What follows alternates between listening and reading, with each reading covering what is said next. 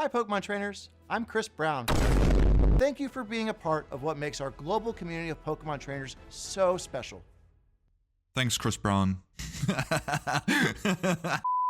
Hello friends. It's been a full day since the presents dropped and I think it's time for me to talk into the void. As per usual, 80% of the stuff that was shown yesterday was pretty boring stuff. But the other 20% were either genuinely odd or pretty interesting. So let's just focus on that. The first thing I want to talk about today is Pokepark Kanto, which is apparently going to be the first permanent outdoor Pokemon attraction in the world. Now, I personally don't really care about theme parks at all, but Pokepark Kanto looks quite interesting, to be honest. The trailer was fairly vague and didn't give too much away, but we have a few things that we can talk about. The main thing the trailer showed was that the park will be divided into two spaces essentially. One of them will be Shoutout and the other one will be the Pokemon Forest. From what I can tell, the Pokemon Forest seems to be the main attraction of the park, where all the Pokemon magic happens. The trailer just shows the forest hosting a shit ton of Pokemon like Bidoof, Excadrill, Diglett, Rattata, all your favorite Pokemon essentially. And even though all of this is amazing, especially the Bidoof and Rattata part, we still don't really know how they're going to implement all of these Pokemon in a meaningful way. So far it just looks like a bunch of static Pokemon statues lined up in the forest, but I have zero doubts in my mind that they thought about this extensively and are going to do something about this.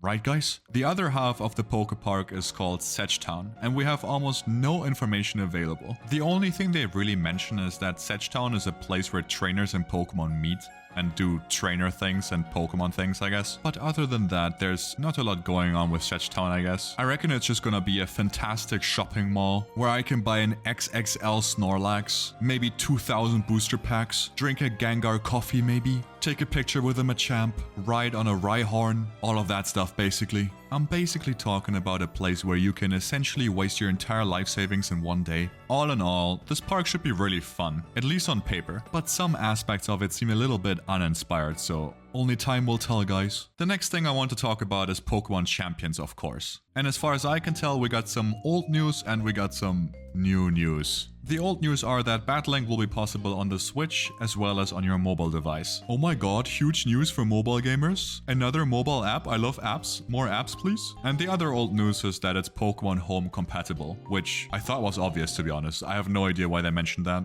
But the new news are really interesting and I want to talk about them right now. If you happen to be one of those people that don't really have any battle train Pokemon available in your Pokemon Home account, you can now recruit them in Pokemon Champions. Wow, huge news for employed people. Recruiting seems to be permanent, but there's something about it that susses me out. Sussy balls, if you will. The reason why I'm saying that is because if you want to obtain or recruit a new Pokemon, you have to pay for it with an in-game currency. This shocking development opens the door for all kinds of horrific and horrendous things. What are they gonna do with that? Are they gonna hit me with a Pokemon Battle Pass? Am I gonna have to do 200 challenges just to get a PP up? Or are there gonna be in-game transactions where you can speed up certain aspects of the game? We simply don't know. But they do show that this new in-game currency can be used for virtually anything. You want a new Pokemon? Buy it with this new in-game currency. You wanna EV train your new Pokemon? Use your in-game currency. You wanna adjust the moves or the nature of your new Pokemon? Buy it with the new in-game currency. Anyway, you get my point. I don't wanna be too cynical about this anyways. I mean, I like Pokemon and I'm gonna be playing it regardless. But I hope it's not gonna be some pay-to-win kind of situation. That would really suck, to be honest. But overall, I think this game is gonna be great. Let's move on. Last but not least, we got some Pokemon ZA news. Zay or Za? ZA?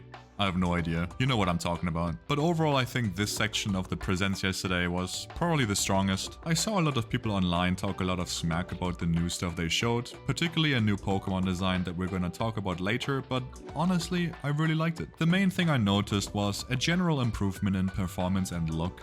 It just looked so much smoother and better overall. Which reminds me that I should get a Switch too. This is probably the main reason why it looks so much better anyways. But there are so many tiny things in here that I think are just great. For one, character customization seems to be a heavy feature in this game, which I think is really awesome to be honest. You can even customize your dog. There are a lot of story related things that we could talk about, like new characters or returning characters, and there are a lot of gameplay related news as well. But I personally just want to talk about the Mega Dragonite reveal and how much it seemed to have pissed off the Pokemon fanbase. I don't think I saw a single person online that actually likes this guy, like nobody at all, and I kinda understand why. I mean, he looks really goofy and there's not not a lot of new stuff going on with this guy. I mean, he just has a helmet now. It almost looks like terrestrialization.